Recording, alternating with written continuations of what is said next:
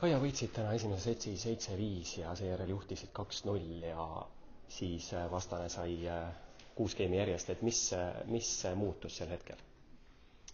Mängisin kehva geimi 2-0 pealt ja tundsin, et tuul hakkas natuke keerutama ja ma päris hästi ei leidnud, kuidas oma lööke teha, arvestades tuult.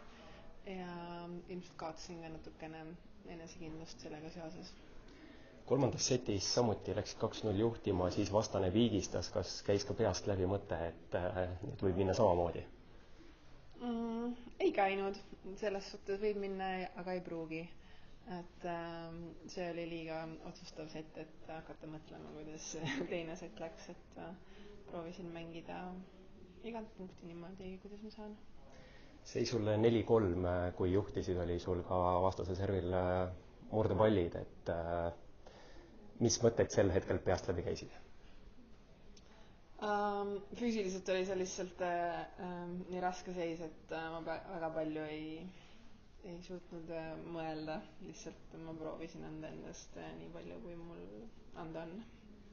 Kuidas nüüd hooaeg jätkub? Mõned päevad on puhkus, siis ma lähen Inglismaale näidisturniirile ja siis Wimbledoni.